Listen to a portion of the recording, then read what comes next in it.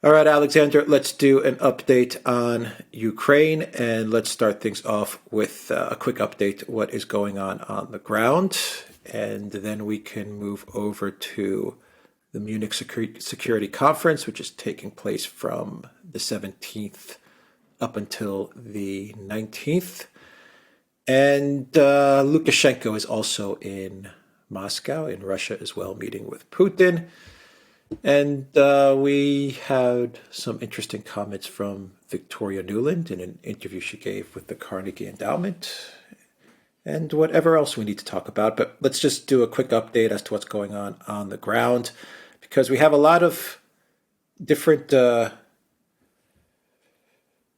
different viewpoints as to what is happening in Ukraine. A lot of stories about ammo running out. But then you have statements like that of Ben Wallace, which is that 97% of the Russian military is in Ukraine at the moment, and 40% of the Russian military has pretty much been wiped out. So you're getting all kinds of different stories as to what is happening on the ground in Ukraine with the Russian military. But the last I've seen is that we've got one cauldron and perhaps another bigger cauldron happening in Bakhmut. Absolutely, this is exactly right. I mean, the reality is, I'm not going to spend much time on Ben Wallace's latest fantasies. Let's focus on the actual military situation. I mean, Bakhmut is clear is becoming an emerging cauldron, because a couple of days ago, there were reports, which I discussed on my channel, that the Ukrainians might be preparing to withdraw from Bakhmut. They blew up the bridge. There was talk that they'd withdrawn some of their heavy equipment from Bakhmut. There was some talk that they'd left a rear guard behind. It looked as if they were withdrawing from Bakhmut. Well, if that was the decision, it's been reversed, because they've just, again, apparently sent more people there. At the same time, they've lost control of one critically important village north of Bakhmut. This is Krasnaya Gora, which is on high ground. And they're in the process today of losing a second one. And this is a slightly bigger place called Paraskovievka. Now, Paraskovievka is very close to these big roads that we've been talking about. There's only one that the Ukrainians can still use to transport men and supplies into Bakhmut.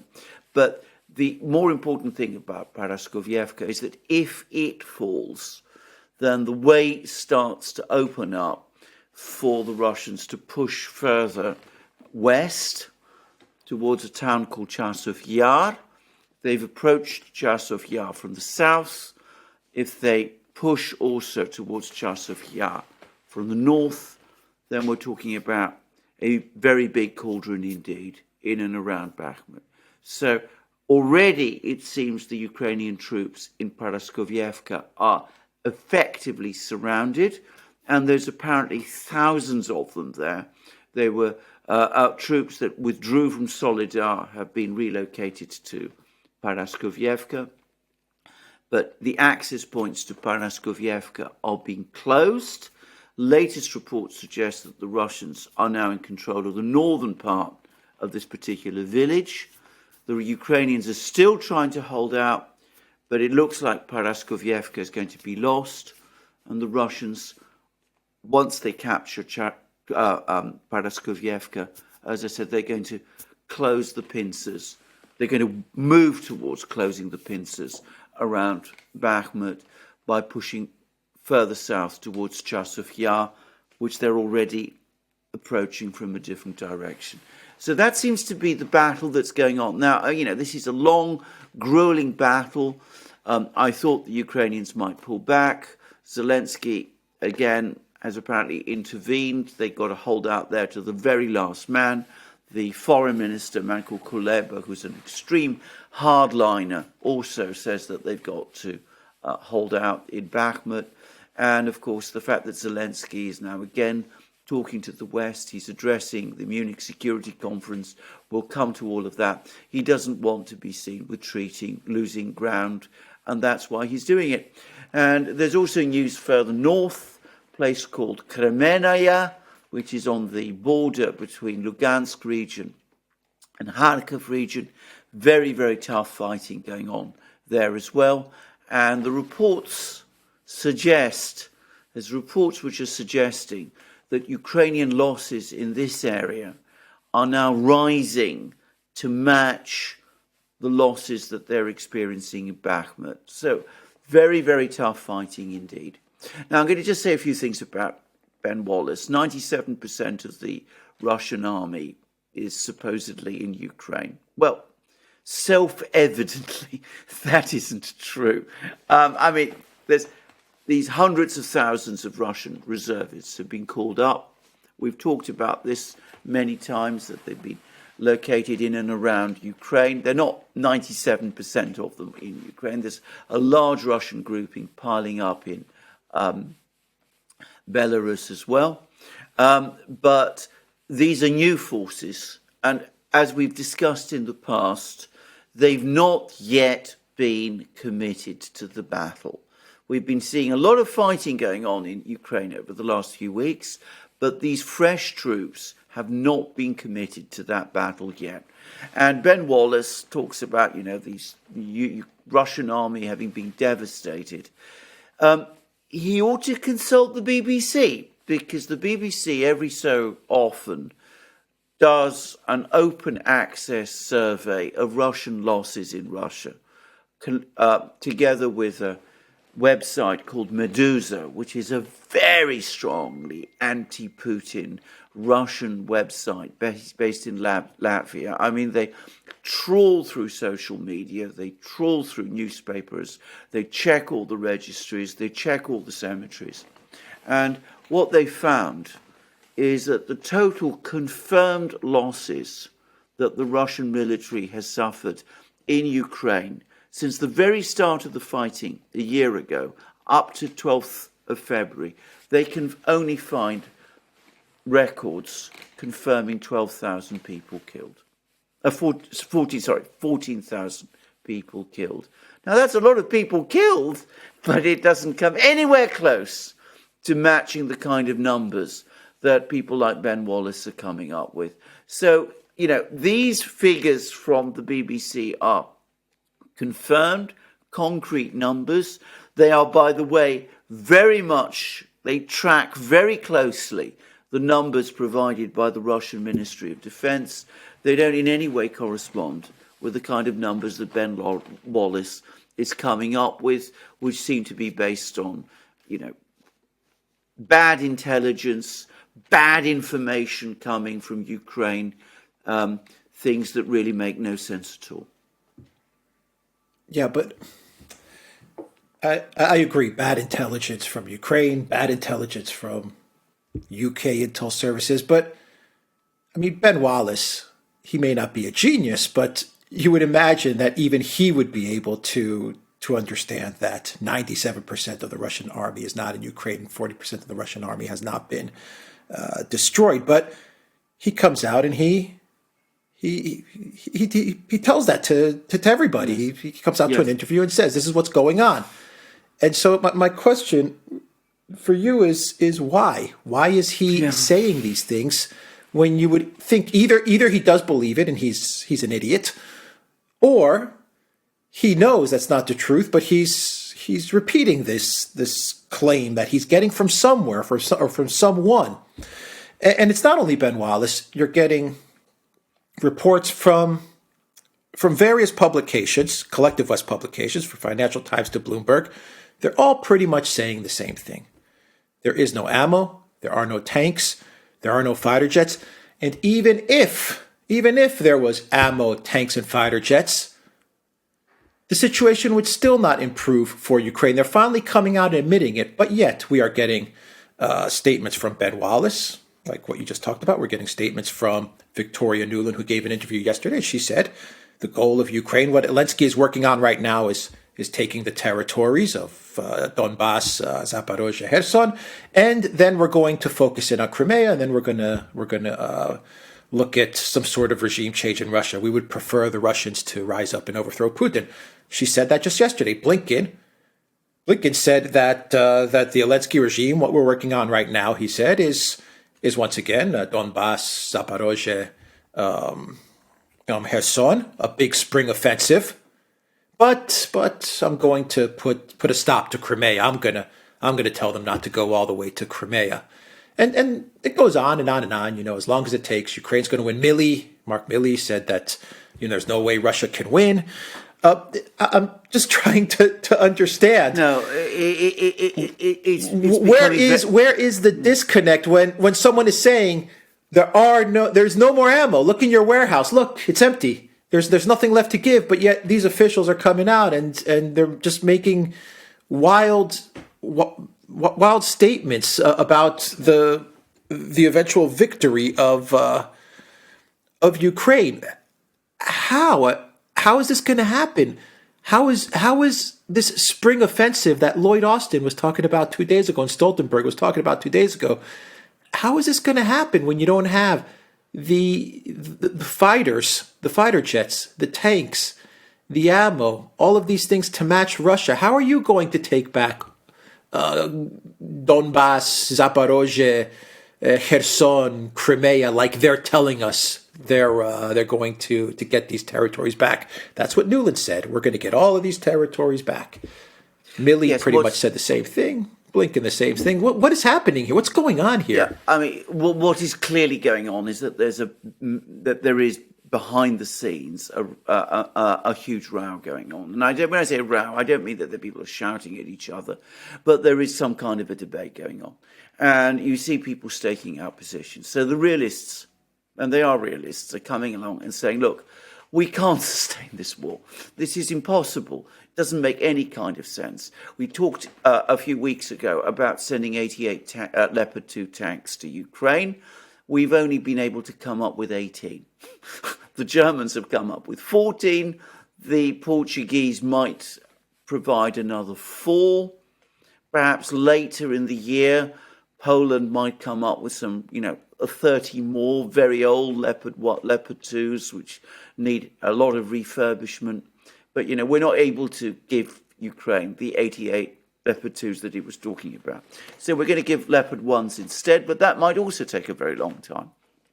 We're out of ammo. You've said that. We've discussed that at length. I mean, there really isn't much more to say. There's no way they can increase ammo production to anything like the levels that Ukraine is demanding. They're not going to provide fighter jets. They're not going to provide other sorts of equipment. So we have 100 Bradleys, 40 Marders, and that's about it. Now, given that this is so, we're starting to see pressure from all sides, from all sorts of sides. Scholz was talking about this at the Munich Security Conference. He was basically hinting he's now getting worried. He wants to see some kind of a negotiation take place. We've had the Republicans, the anti-war Republicans in Congress getting increasingly organised. There's been a very strong speech from Josh Hawley. I mean, saying, we're overcommitted. This doesn't make any kind of sense. We can't be strong everywhere. We're depleting our arsenals in Europe. Our real adversary is China. Why, when I first voted to send money to Ukraine, I didn't expect it would be an indefinite proxy war. But the hardliners, the neocons, this is their project. They can't pull back on it, because if they do, and neocons, obviously their central place is Washington, so that's people like Nuland, Blinken, Robert Kagan, those sort of people. Their focus is in Washington, but they do exist elsewhere. Ben Wallace has been dragged in for the ride. He's a very close ally of Boris Johnson. Boris Johnson wants to be Prime Minister again. He's acolytes in London and making that very clear. They can't pull back, because if they pull back in Ukraine, if they accept that this war in Ukraine is lost, we're going to see this as the end of their great project. Break up Russia, engineer regime change in Moscow. It's all going to fail. In fact, today, as I'm talking to you, there's an article in The Guardian by another neocon, Simon Tisdall, my old friend. He goes on and says, people like Liz Truss, the former British foreign minister, talking about China. This is a mistake. We should be focusing instead on Ukraine, on Russia. China is too powerful for the moment. We've got to pick off the Russians first. So they want to keep this war going. They want to launch this offensive. There may not be enough tanks. There may not be enough infantry fighting vehicles. But you've got to keep up the magical thinking that this war is going to somehow turn out right. So you bring up, as another journalist in the British media did today, you remember we talked about the Russian budget deficit in January. He's created a whole article around this fact that, this is proof that Russia's about to implode economically. So you see, that's what they want to do. They want to keep the war going. And they're saying, look, things might not be going too well for the moment in Ukraine, but just hold on a little longer. We'll launch another offensive. We'll throw more tanks and more machines at the Russians. They've got 97% of their army in Ukraine. They've lost 40% of it. Something will crack. And, they're keeping their fingers crossed and hoping for that to happen. Because if it doesn't happen, the whole point of being a neocon disappears. Because if you can't take out Russia, if you can't take out Putin, if you can't achieve regime change there, the whole neocon project goes up in smoke. Yeah. The neocons are going to definitely focus on China after Ukraine. Let's just say their goal is to focus on China after Russia and Ukraine, but they have to deal with Russia and Ukraine first. For some reason, the neocons can't just skip over Russia, Ukraine, and go to China. They have to deal with Russia and Ukraine first. I don't know. Maybe it's some sort of neocon checklist, or I don't know. Maybe that's like the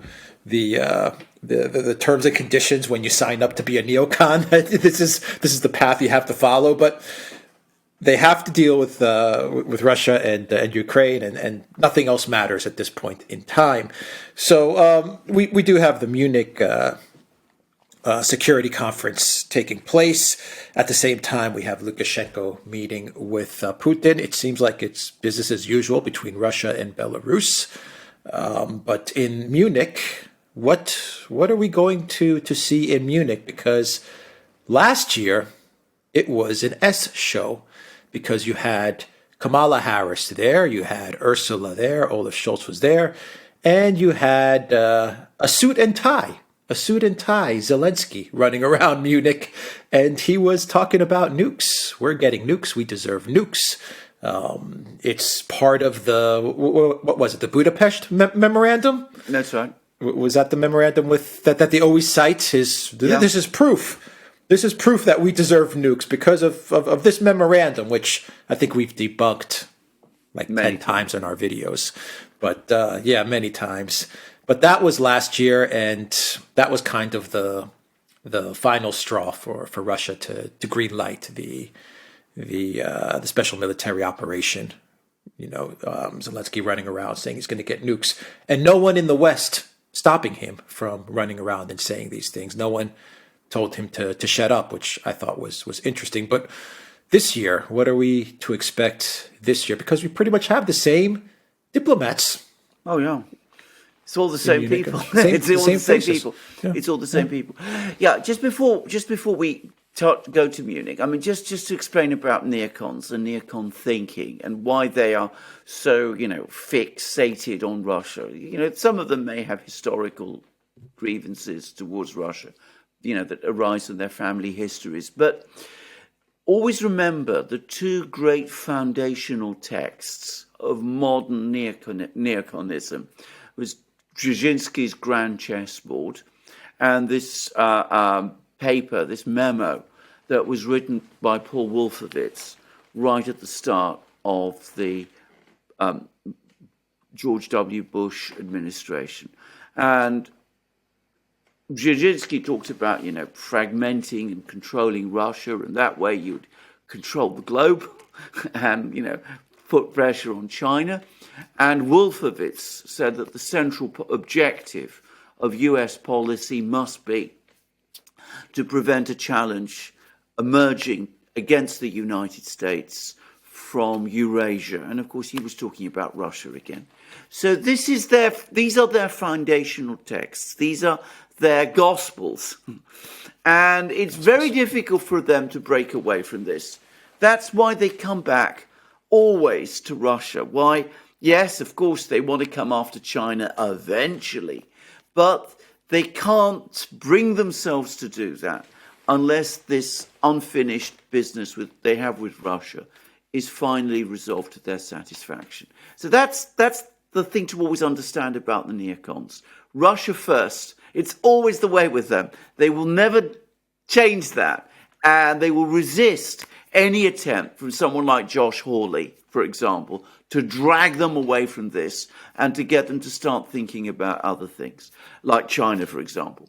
But anyway, let's go back to Munich. Munich last year was a circus of people who'd got themselves high in expectation that there was going to be a war. The war was going to end very fast. They'd have all the great sanctions that they were going to impose. Russia was going to collapse.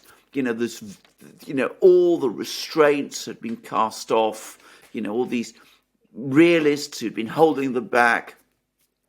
They'd all finally gone. Obama, who had his, occasional doubts, he'd gone. Trump had gone. All of those people had gone. So now we were going to be able to go ahead, all guns blazing, and we were going to do it. And I remember I was watching and reading the speeches coming out at the Munich Security Conference. And this was the moment when I said to myself, my goodness, we might actually be in a war. Up to this point, I thought we might be able to avoid a war. But listening to the sort of way these people were talking was what made me think that, war might actually be coming. This year it's different because all of those confident predictions have not happened. We've not had Russia collapse economically. We still hope it will happen, but it actually so far hasn't happened. And the IMF is talking about growth. And we have not won any great military victory over the Russians. We were hoping there would be a knockout blow, that the Russians would hit their heads, bang their heads against the wall. We'd built all these defenses in eastern Ukraine. Didn't work out. We launched those offensives in Kharkov and Kherson, and they didn't create the crisis and panic in Moscow that we expected. And we're losing ground in Bakhmut, and all sorts of things are going wrong instead. So it's a much, much more somber mood this time. And, of course, Zelensky is there. He's out with his begging bowl. He wants every conceivable weapon system that you can find. He wants the taboo on Western weapon supplies to Kiev to be extinguished. I mean, what taboo he's talking about, I have absolutely no idea.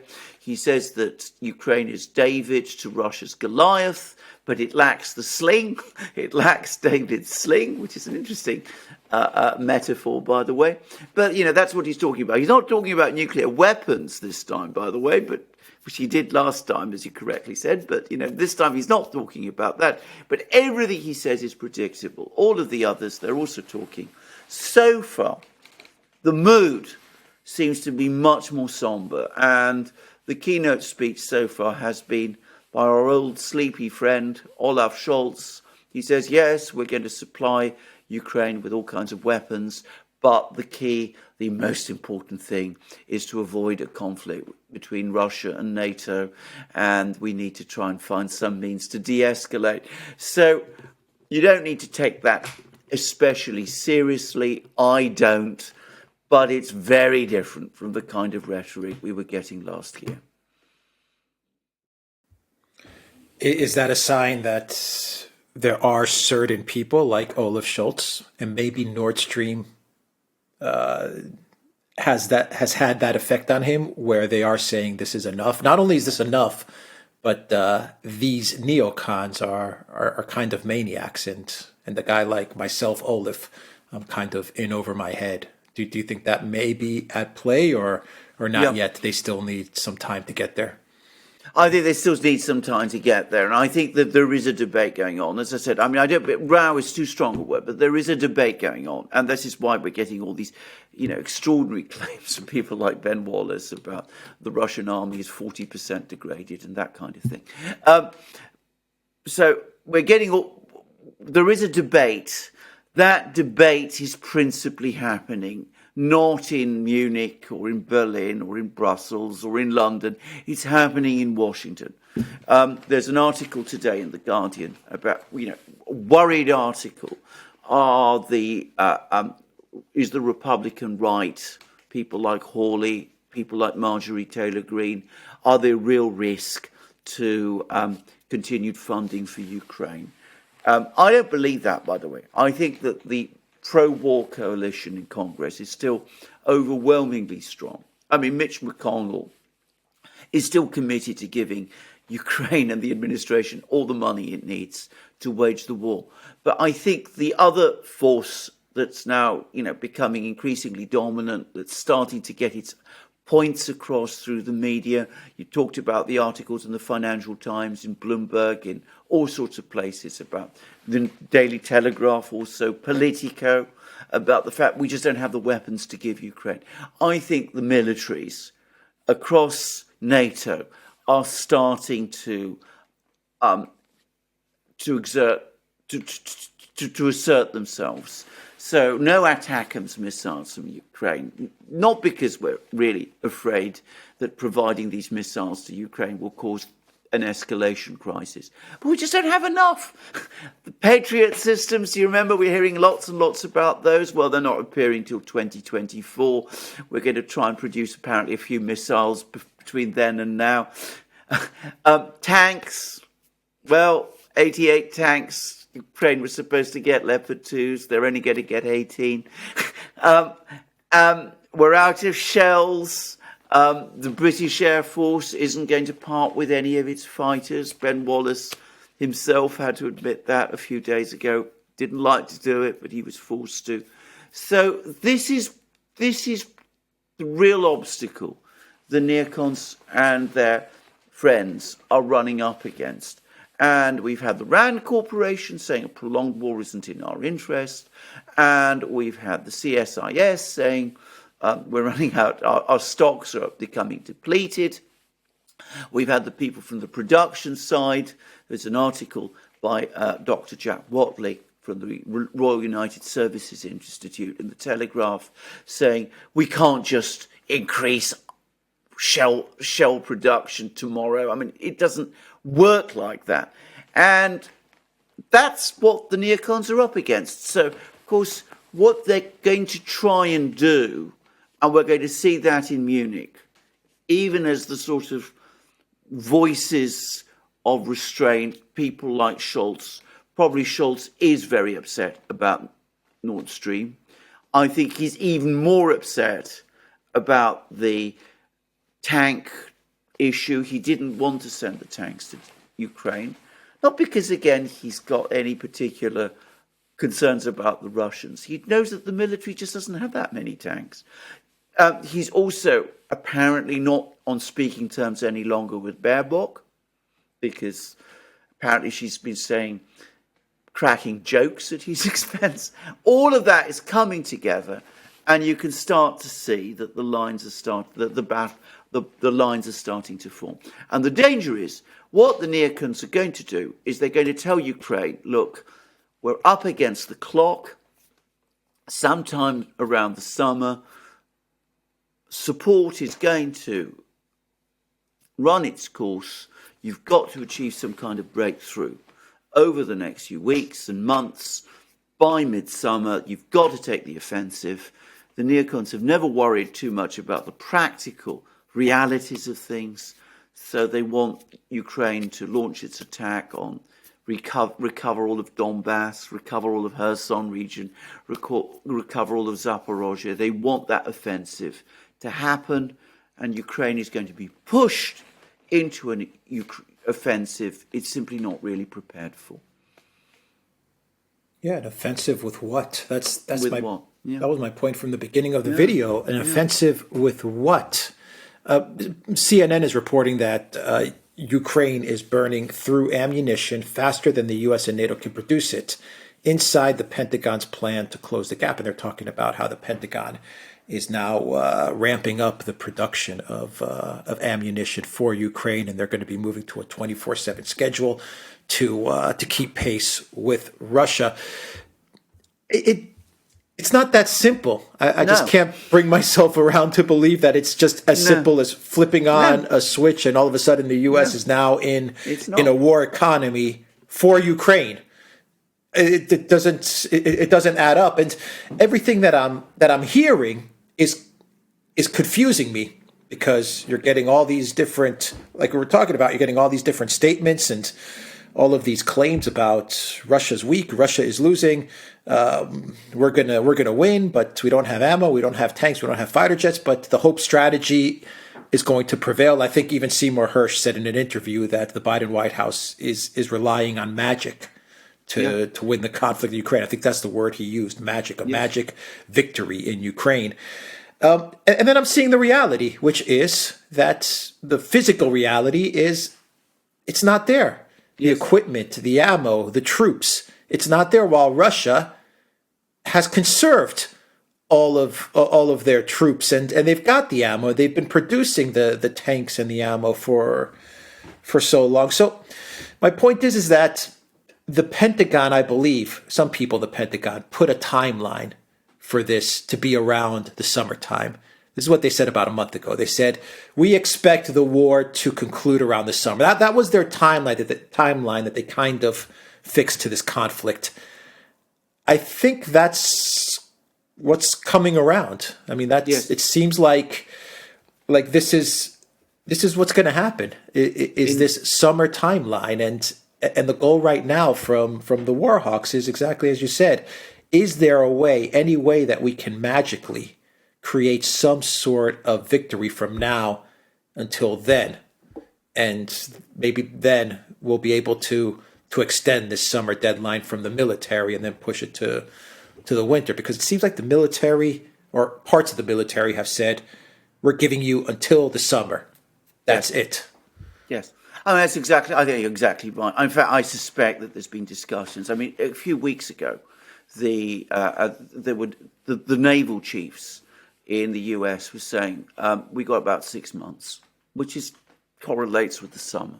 That, after 6 months, the United States needs to make a decision. Does it go on supporting Ukraine, or does it look after itself? And that was from the Navy. And remember, the Navy is ultimately, the core, along with, the Navy and the Air Force are the core of the US military system.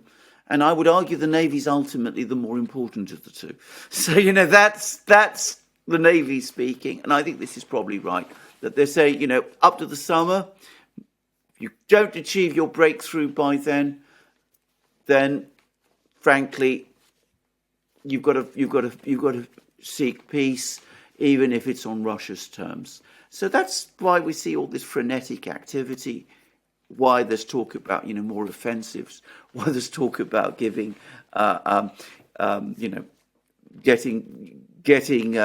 Zelensky to launch his latest attack, and talking about, the magical thinking, 40% Russian military destroyed, Russia about to run out of this, that, and the other. I mean, it's always been proved wrong. But anyway, that's what it's all about. It's keeping your fingers crossed, hoping that somehow Ukraine will pull it together, get some kind of breakthrough in Zaporozhye, in Kharkiv, in wherever it is, and then we'll be able to do that which we always have sought to do, achieve regime change in Russia, and make good on our grand plan. It's probably going to be a very dangerous couple of months, because, of course, if it goes right, which I don't expect, well, it'll be a crisis. But if it goes wrong, it could be a bigger crisis, because I don't believe that these people will simply go away. I think what they will do, if it goes wrong, is that they will push back. They will try nonetheless to get that timeline extended. And I suspect that the row, which is already happening, this argument this debate that's already happening will finally burst out into the open. All right. Any other final thoughts before we wrap this up? I mean, just look at the mood change. I mean, a couple of weeks ago, they were it was triumphalism. They were deliriously optimistic about the way things were going, and the fact that there's been this change of mood tells you that when they talk about spring offensives, and people like Austin talking about and Milley talking about spring offensives, the military doesn't really believe in them, but the neocons absolutely do. And I have to tell you, I can't help but think that if there's a crisis by midsummer, where they're going to try and push not just for some more support for Ukraine, but more direct support from the Western powers for Ukraine. In other words, Polish troops going in, American pilots operating F-16s, that sort of thing. So I still think this is going to be a big row, but the danger of that kind of escalation might actually grow. Yeah, I agree with you, but there's, at this point, I believe that there's no escalation that the West can do outside of a full-on invasion of NATO into Russia, into Ukraine. There's no escalation that the Russians can't match and exceed. Yeah, I know. Whether it's NATO pilots flying the F-16s or Polish troops entering. Yeah. We come back to what Obama, of all people, said. He did sometimes get things right in that interview with The Atlantic that he gave back in 2016, that at all times the Russians in Ukraine have escalatory dominance. Whatever we do, because it's their neighborhood, they can not only match it, they can surpass it. So if we send in tanks, they'll send in more tanks. If we send in our troops, they'll send in more of their own. If we send in aircraft and fighter jets, they'll shoot them down. And we can never ultimately prevail in this kind of conflict. And talking about sending, Western forces to take on the Russians, it's a really interesting article that I read a short time ago. And it's been circulating in private. Apparently, I've only seen bits of it. But it pointed out how unrealistic ultimately it is for the West to take on Russia, even in conventional terms in this war, that it required 1 million troops, 1 million men from, all the various branches of the NATO military to defeat Saddam Hussein's army in Iraq in 1991. And against the Russians today, that simply isn't going to happen. We don't have those 1 million men, and nobody's going to really take on that kind of risk against the Russians. So, but, that is the risk we're running. I mean, that's what these people might want to do, because if the neocons know, if they lose in Ukraine, the core project is lost. Of course, they won't go away. They'll still press on for more conflicts in the Middle East, against Iran, against China, wherever they can. But no one any longer will see the neocons as the future. Yeah. The Duran.locals.com. We are also on Rockfin as well. And go to the Duran shop, 10% off. Use the code GOOD DAY. Take care.